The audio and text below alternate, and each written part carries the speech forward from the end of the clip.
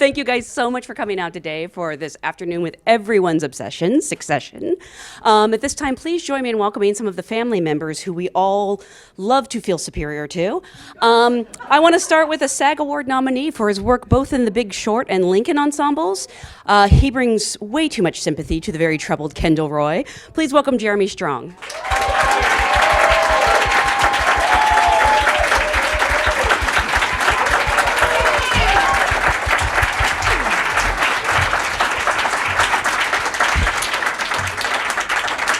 An actress who, if you haven't seen Predestination, please go out and see it right now. She's also been seen in Steve Jobs.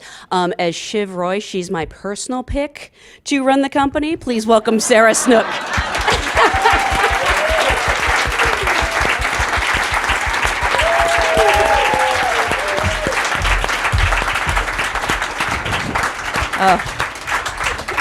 This is an actor who has appeared in so many classic films and so many films that are just important to us, from Ferris Bueller to Speed. He was recently seen in The Exorcist reboot. Please welcome Alan Ruck.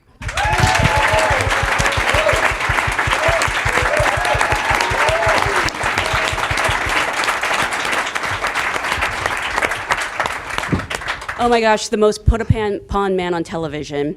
He has been seen in such films as Perks of Being a Wallflower, How to Be Single. Please welcome Nicholas Braun.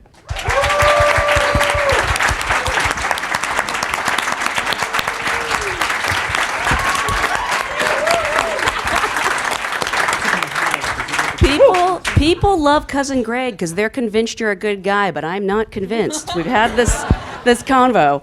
I think he's a good guy. He's so unsure. Is he, though? Yeah. Because he was ready to sell out his grandfather in episode 1, so I'm not convinced. You're right. Yeah, he was ready to play that card real quick. He'll throw anybody under the bus. No. Thank you guys so much for being here. Thank you for making Sunday nights must-watch TV again. I want to start at the beginning, though. This is an audience of SAG actors. I always like to start by asking... Hell yeah. What was the job that brought you your SAG card? Me was Jezebel. You're kidding? Yeah, the film in 20-something. 2015. Yeah. Wow. Yeah. Did you play Jezebel? I did. Yes, I played Jezebel. That's fun.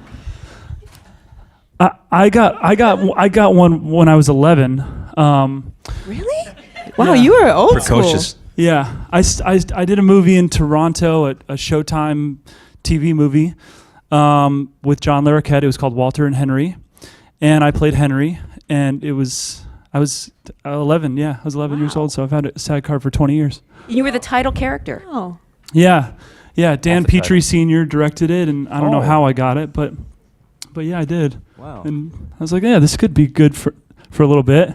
I got paid more money than I ever had thought about in my life, and it was pretty fun. And I figured out how to hit marks and stuff. So yeah. Great. You learned some stuff. Yeah. I still miss marks, but you know. Yeah. Alan? Luckily, we don't have to hit marks on our show. No, that's True. We're markless. Yeah. I did Bad Boys with Sean Penn. Really? I played his stupid friend. That's right. That was your first on-screen role? I did. Yeah. Wow. Yeah. Amazing. Yeah. The other Bad Boys. You know, I don't really. I'm not entirely sure, but what I do remember is that I didn't have enough money to pay. You know, because it's a lot of money. It's like $3,000 or something. So my friend Noah Bean, thank you Noah Bean, great actor. Noah lent me the money to get my SAG card. That's fantastic. And is he still paying your dues, or are you? I want to start at the beginning with this show. I know it's created by Jesse Armstrong, who previously lent his incendiary wit to shows like In the Loop. How did you sort of first become aware of this project? I don't know if it was a pilot or had already gone to series, and what attracted you to your roles? Let's start with you. It was a pilot script. I had worked on The Big Short with Adam McKay, and I went over to Adam's house for lunch one day, and he told me about this script that was sort of King Lear meets the media industrial complex, Redstone kind of thing, and so that sounded really exciting. And he said, read it, and if there's a part you like, just tell me, and it's yours. And then of course that didn't happen, and I went like 30 rounds for it. But that's how it sort of came to me through Adam and then Francine Maisler. I think Sarah and I were both there on the same day. We read together. Yeah, we did my final audition was with Jeremy. Yeah. I had taped from Australia and sent in just a self-tape, and then got brought in for the final tape test thing where you sign the contract and all that, and then walked in and had done my single one, and then they were like, oh, Jeremy's going to be in a second, you want to just wait around and do your bit with him. And I was so intimidated because you were so like, yeah, I'm just doing my thing, and here's a remote, and no, it's going to be a phone now, and like you just like lived in the room so much more than I've ever seen any other actor do. And I just sort of sat in the middle watching it going, I'm just watching now, it's just kind of great. Was it always for the role of Kendall? Because if he said you could have anything, did you want Shiv? You know what? I'm going to be totally honest with you. When I first read it, I thought, oh, Roman is a really fun part to play this sort of bon vivant prick. You say that, it sounds so good when you say it.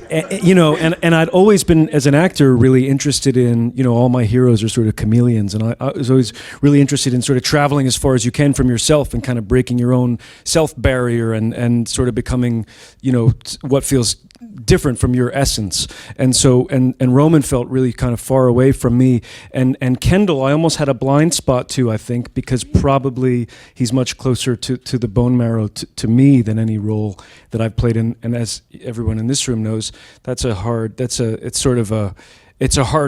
for me, it's a harder sort of creative challenge to sort of take the mask off, take off your disguises, and rather than getting to put them on and have fun in that way. But Jesse, I think, felt that Kendall was what was right for me, and I'm so grateful that he did. Wow. Alan, what about for you? What attracted me is that they wanted to hire me and pay me, and that's sort of my first level of attraction generally. I was in Chicago. I was working on The Exorcist. I was flying home every weekend to see my wife and kids, and she was being single mom, and she was stressed out, and she said, Monday before I flew back, she said, I want you to take our little boy to Mommy and Me music class. I said, okay. And then my manager calls and says, HBO audition. And I said, honey, HBO. And she started to weep. So I went to Mommy and Me music class, and you leave your phone outside, and then I came out, and there were like 7 messages. Just go to Adam McKay's house, like I guess we all did. All you have to do is go to Adam McKay's house Apparently. is the moral of the story. And his address is? Yeah. And so anyway, Francine I had known from before, and I just mostly it was improv because I didn't know the material and very well. And anyway, it worked out. It worked out fine. Did they tell you anything about Connor? I'm assuming it was for Connor.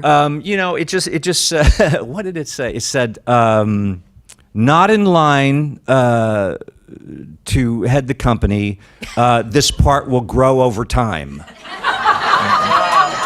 That was right. I have it in my. I'll show it to you all. I kept it. It's in my phone. Wow. Yeah. They were right on both counts. Yeah. So anyway, all worked out. Yeah. Nicholas? I was sent Greg. I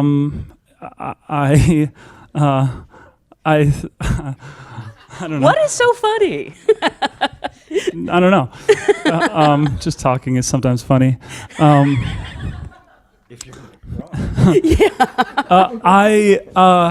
I thought the sides were really weird, and the rest of the show was very sort of stark and intense and business oriented, and there's talk of deals and all this stuff. And then Greg's stuff was like one of the first lines was like what do you like about Dodrick? And that's the character I play in the first episode, like this mascot. And I was like, that's cool that this fits into the show somehow, like this kind of weird vibe where he's really high and he's a mascot, and then he throws up through his eye holes. somehow that's on like page 8. Like, all right, I'm gonna ride this out. And then I did my auditions, and I got to improv a lot with Adam, and I felt like I could be as uncomfortable as I wanted to be, or actually felt. Yeah. And that's always fun for me to put into things. And I don't know, it was 2 auditions, and the first audition was like a month before the second, and I waited, and apparently they saw like a bunch of different guys, and they were like, "We think he's older. We're not sure. You were the first guy that went in, so like we don't think it's, you're in the mix." But I think they saw a lot of people, and then luckily I got to go back in and rock it. Wow. I don't think any of us can imagine anyone other than Nick. Thanks, man. Thanks. In this part. Because we do have so many actors here, and we're talking about auditions, is it a process you guys like? I know that might be a loaded question, but because I don't know of another way to do it. I think you have to make peace with it. I don't know that sometimes you like it, sometimes you hate it, but it's just part of the game, and so you just have to accept it. It's like death. It's just you have to accept it. You don't have to like it. My mum, I had a really rough like half of a year once where I think I did something like 55 plus auditions in like which is like great to have like had the opportunity to do 55 auditions and 55 no's, but by the end of like the 55th no, I was like, this sucks. And my mum said a really good thing. My mum's not in the industry at all, and sort of is not able to offer great advice all the time in terms of acting, because like I felt like she wouldn't understand the industry or anything like that. But she was really smart where she said, she was like, well, that's the job, isn't it? Like that's the work. So like when you actually get employed, that's the bonus. And just that small little shift of going like, oh, okay, well then I can just think of it as that's my work. That's like getting up in the morning and preparing for the audition and going to the job, and then coming home and being told, no, that's fine because that's the job and you don't get paid for it, but that's the job. And then when you actually get it, then that's just the bonus. And I really liked that. Did any of you guys do anything to celebrate when you got this part? Did you know there was something special to this show? I freaked out. I mean, I think I had no idea that the show, if it would ever get made, if it would reach people, but I loved the writing and the material, so it felt special to me when I read it. And I think, as everyone knows, there's always this sort of admixture of there's a kind of elation when you get a job, and then also, well, at least for me, a kind of abject terror that comes really right on the heels with it, because you have to do it, and the weight of that is on you, and so it's always been hard for me to celebrate, especially you haven't done it yet,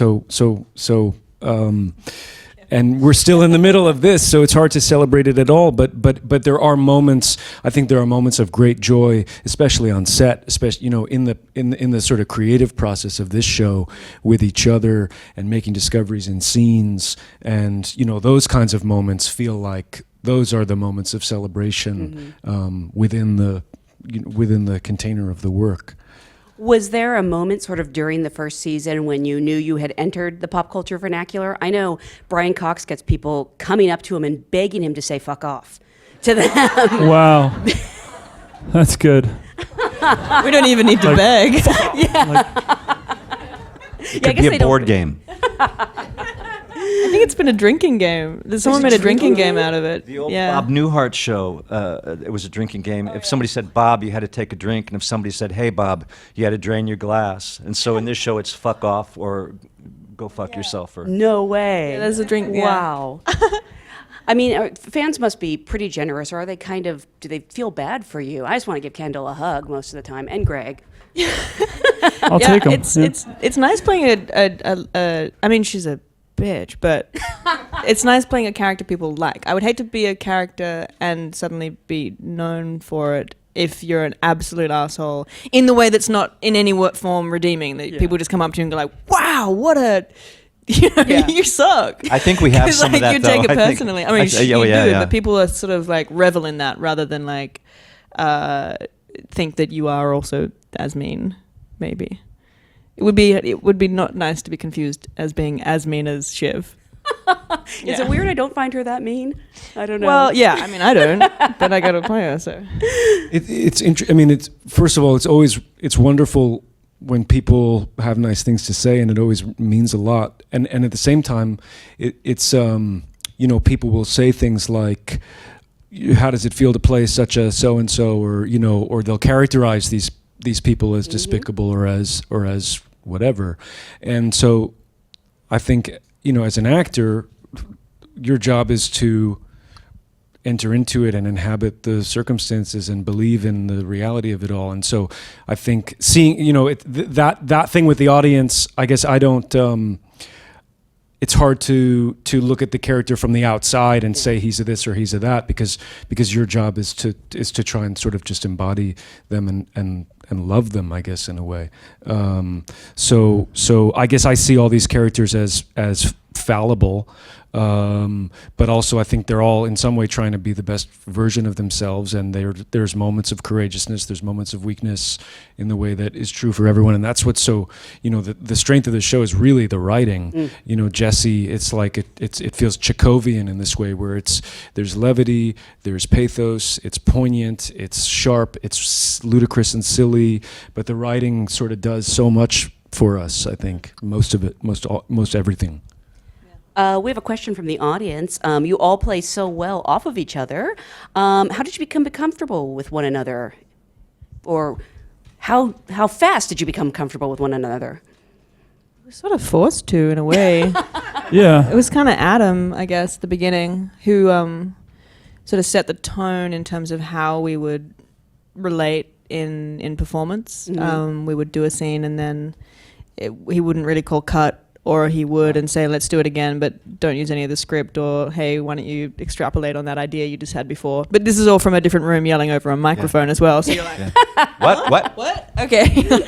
Yeah, he started the improv thing immediately, Really? and I think that loosened us all up. Yeah. So do you still continue to improv in each episode? Wow. Yeah. I also think when you have all these big scenes around dinner tables, and you have 12 people looking at each other, sitting across from each other, you're sort of required to have relationships with all the people that are at the table. So I think Yeah, you got to feel the reality yeah. of it. Yeah. And we're really lucky in I think, is Tony still here? Tony Roche? Tony's here. Tony's one of our main writers and great writer. But we're You should be up here. we're really lucky to have this sort of this environment that we're in, where all of the kind of creative decision makers allow us this really wide berth of, like, we don't really have to ask permission to fuck around, try things. Like, it's very permissive of, if you have an impulse, follow it and take risks and take chances. It's fun. There's no mistakes, and so it's very liberating and I think rare. And so and at the same time they know exactly what they want, but they allow us the kind of freedom to mess around and sort of find where the things live, and then let them kind of. I mean, I think it would be hard to improvise when you're talking about the world of finance and some of those scenes. Do you even understand what you're saying most of the time? Well, you have you figure it out. You have to. I think you have to do a lot of homework so that you do understand what you're saying. I mean, obviously, none of us probably could be CEOs of a studio or of a media conglomerate, but I think you have to understand the basics of it. Otherwise, I don't know. Then I do have to say, Jeremy's probably the best of us at that. Like, you understand more of it in a way that you can throw out. Like, He went deep. yeah, like he knows. He'll say something in a scene, and I'll nod as I if am ready I to be really the do know what CEO he's of talking about. one But of I'm the like, studios. what is that business jargon you're throwing at me? Cool, man. I mean, you guys really do feel like a real family. I don't know, was that chemistry pretty instantaneous? Did any of you know each other before? No. No. It did feel pretty instantaneous, though. Like, weirdly, I felt very much like Kieran was my older brother or younger brother somehow, even though he's meant to be older and is older. When I first met him, it was like, oh yeah, that works. Yeah. Like, there's like a real just brotherliness about him, I think. Yeah, and he's he's like Roman kind of, Really? But nice. but nice. In the But kind of a sweetest dick, way. but Yeah. nice. Yeah. No, he's the best. I mean, I think it is like a family in that I think we all love each other. I'm floored by the talent of everybody on this stage and the people on the show. And there's a healthy, I think, collaborative. It's like it's not without tension sometimes. We all have different approaches to the work. We have different processes. Sometimes those, like, there's a real abrasion. I've gotten in hot water with these guys. We've all, it's like we've had it out, but it feels, so in that sense, it feels familial. Yeah. I want to talk about some of the actors who aren't here because this is a flawless ensemble from top to bottom. You mentioned Kieran, Matthew Macfadyen, or is it Fadden? Action. Adyen. Is so fantastic, although it's like the abuse that you give him that he then passes on to Greg. Yeah, I love watching their scenes together. Now that the show's on the air, like I see this part of Tom that I didn't know existed. Like he's so sweet and sort of sad with her and loves her so much, and sometimes he's really good with you, Shiv. And I'm like, fuck, he never gives me any of that. He hides it really well from me. So he's very good. Love it. And this season you have guest stars like Holly Hunter and Jeannie. I mean, it's amazing, just everyone who shows up. Is it Cherry just, Jones. Oh my gosh, Cherry Jones. Yeah, like I just have to imagine like every day the call sheet. Danny Houston. How great is he? Yeah, is there a part of you that even though you're in the cast, you're a little bit starstruck by these people coming in every day? Yeah, completely. One of the scenes, not the episode you just saw, the one before 6, was doing a scene with Holly Hunter, and had that moment in my head of like, it's Holly Hunter, and I completely blacked out and forgot my line, and she saw me do it, and she saw me do the like, yeah,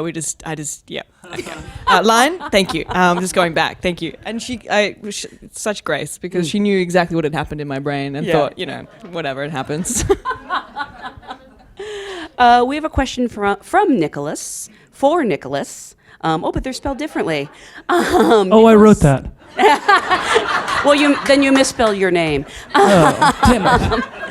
I do that all the time. Nicholas with no H would like to know, Greg stumbles through a lot of his lines. Are you able to improvise in that time, or is that exactly as scripted? Where are you? Sorry. Okay. Hey, Nicholas, man. no H. Hey. Nice. Now we'll look at each other for the whole response. No, they do a really good job of writing certain parts of that into the script, little dashes and little starting a sentence and then the sentence changes and stuff. So we've kind of folded into each other a bit, the writers and me and everybody really, so they kind of hear our voices and hear what they can write for us. And then obviously we have these freebie takes that are sometimes just like complete permission to improv.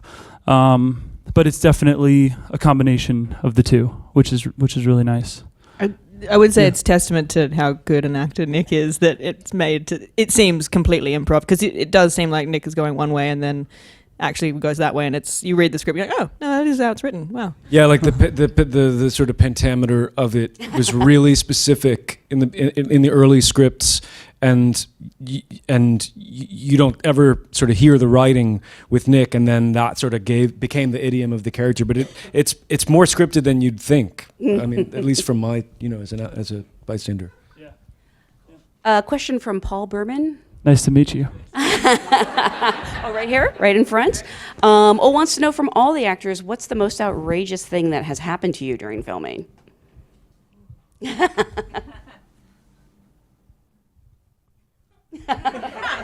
Define outrageous. Yeah.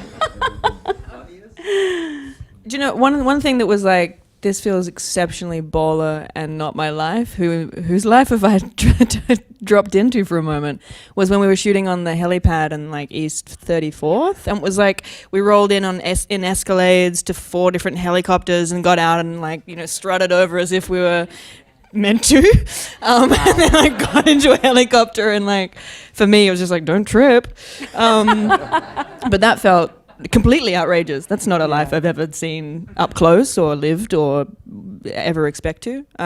Yeah, that was weird. I got nothing. Yeah. I don't. I can't sort of. I love your house in New Mexico, by the way. They need to shoot there more. Okay. Yeah. Yeah. All right, Tony. Who bought that? Who bought that place? It was somebody like the Chief executive of Puma. That's right. I was going to say Nike is Puma. Yeah. Puma. I like that's better. Puma. Well, we say Puma in Australia. And we Puma said it that? is. Puma.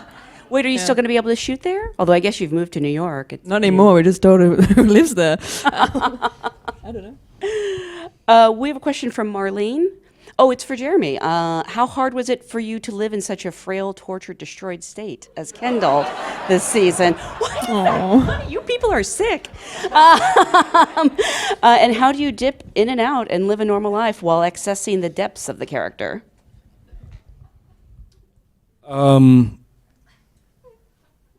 Yeah,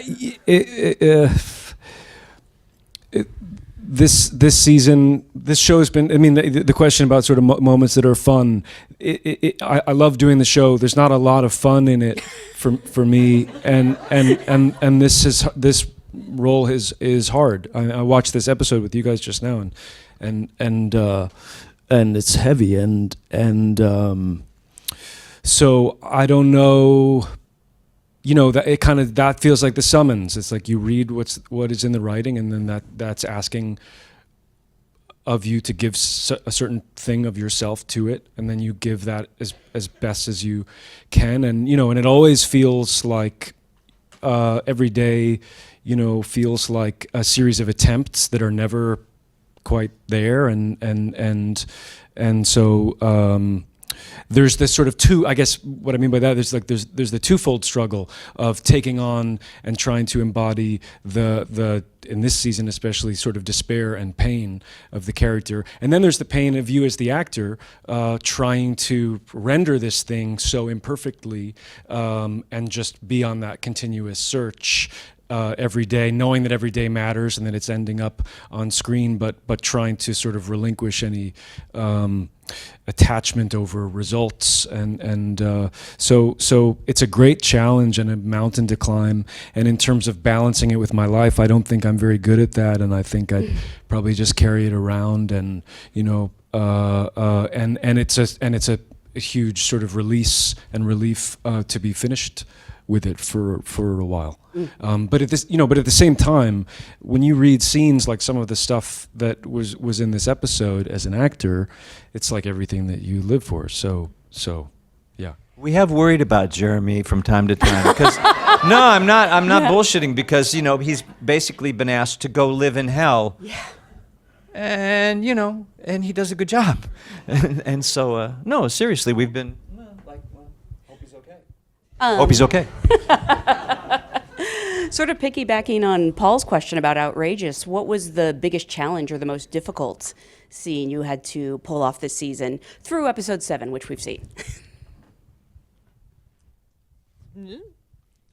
For me, it was going to the family's house. Oh, God. Yeah. For me, I find the scenes that I find difficult are the ones that have a physical component that is in opposition to what the character is doing. So they're doing like displacement activities, because you have to be really precise about what that displacement activity is physically, and then also ignore it as the ignore it as the character, but then put it. You have to like run 3 tracks at once, and I find those scenes difficult. One of the most difficult scenes was in episode when they go up to, it was 6, when they go up to Argestes, and the very first day of shooting on a new block with a new director, Matt Shackman, and doing a scene where I'm on the phone, and I have a scene, it's like 7-page scene with 6 other actors, none of whom had done the scene yet, none of whom were on the phone. It was only 2 readers who were wonderful, but and in a cafe by myself, doing all this sort of artsy stuff, ordering coffee, getting the right timing, moving around, all of that. That was so fucking hard because there was nothing to rely on. I felt like I wasn't the right actor to be doing it. So I had to like pretend I was the right actor to be doing it. I feel like Julia Louis-Dreyfus would be like the right person to do that kind of thing. And I was just like, I guess I'll try and be her for the day. So it was like acting Shiv, not me, acting Shiv. Maybe she can be a guest star next season. Oh my God. Yeah. Alan? I don't know. I just think that a lot of the stuff that Justine Loop and I do is really removed from the sort of main thrust of the story. Sometimes it feels like we're in a different play. Yeah. You know, so I've just had moments of that where I've just felt like, what the fuck am I doing? What, you know, where am I? Oh, right. Okay.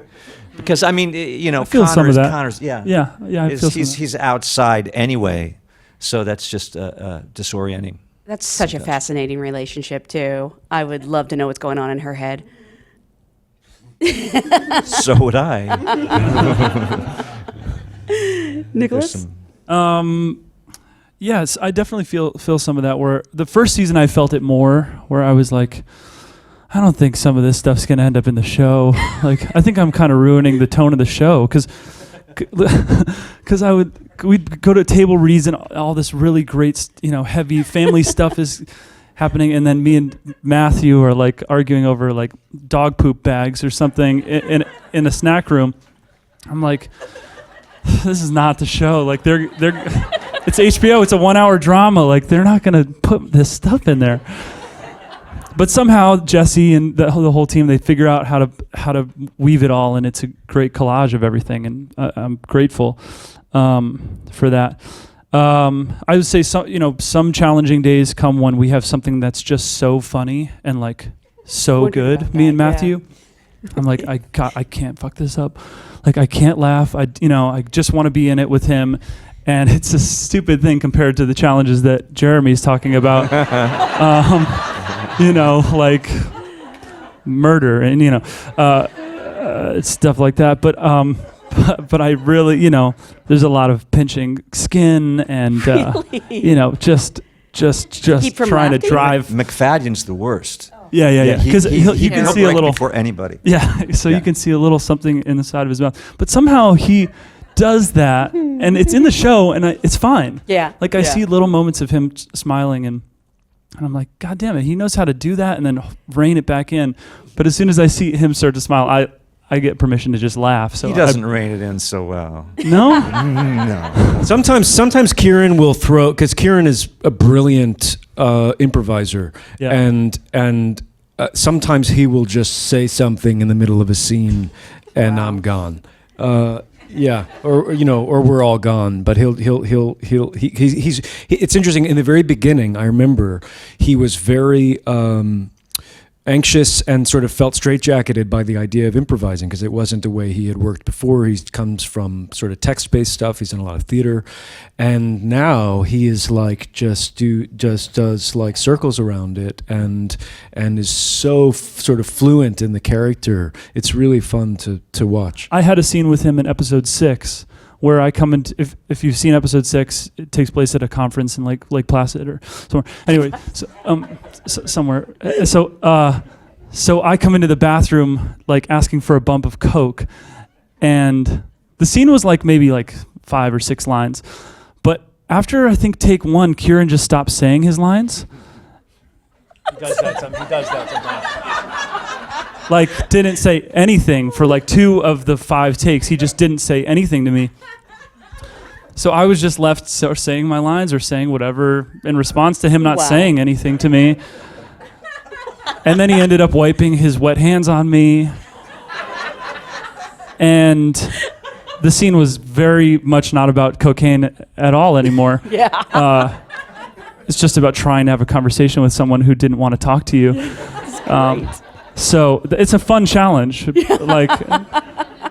but that's where he's come from there to that. What's it like when you're shooting something that for the audience is so uncomfortable, like Bore on the Floor, for example? Yeah, exactly, right? Like, is it awkward on set, or do you sort of embrace it? I remember that day. I sort of got kind of heated that day because I felt like we were maybe playing it a little too. I felt like unless we have a real safe word, really, as a cast and crew, and unless we get to the point where someone really feels the need to call that safe word, that we haven't gone far enough. And it feels like we actually did end up getting to that point. There were some of the actors who didn't want to have like sausages thrown at them, and we threw sausages at them, and it was raw and uncomfortable, and yeah. Raw sausages? No, they were cooked, yeah. But I guess, I mean, there's things like that where maybe to do the job, you sort of it needs to maybe go into that to find the place where it really lives, and then but not everyone feels that way, I think. Yeah, but it was heavy. I mean, it was heavy. It was heavy. Yeah. It was heavy on the day, and I think we, when we're in it, sometimes we don't know. Then we watch it, or at least that's my experience, and I'm like, oh yeah, it was heavy. Like, and Brian was in that from minute one. He was great all day. He was just firing like instantly, and he does that too. He doesn't really take time to warm up, right? Like he just goes. So he was amazing. But I remember there was a late take where they got you guys to crawl around on the floor once you were oinking and crawl around some more, which was just even more sort of degrading and horrible, and it sort of did something to the room. Kind of helped, yeah. So glad I wasn't there. I know, right? You guys. I was just like stuck in New York doing my thing. We have a question from Pedro. Well, okay. Yeah. Oh, hey. It's actually for Nicholas, but I'd love for you all to answer, because the question is, do you see yourself becoming the CEO of Waystar Roadco? Oh, definitely. I mean, like, completely. 6 months, 8 months. Yeah. 6 months in management training, or in 6 months' time? In 6 months. Okay. Yeah. Right, Tony?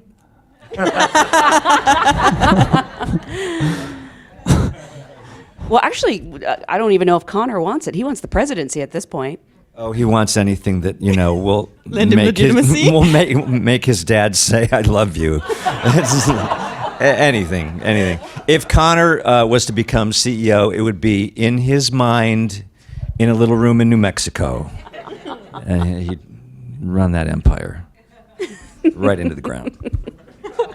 Yeah, I think. Wait, what was the question? Hang on. Do you see yourself becoming the CEO? Yes. No, I don't know. Me too. Yeah. Yeah. Right? Which probably means that she'll never become it. I know. I realized that when I started rooting for her so hard. Yeah. I think it would have to be Shiv. I mean, I think Thanks. I think my character was certainly on a track to that, and then sort of flamed out in a catastrophic way, and that it sort of renders him broken, and so what might have been would have been something different, but I don't know who else could do it. You know what, though? We never know. Nope.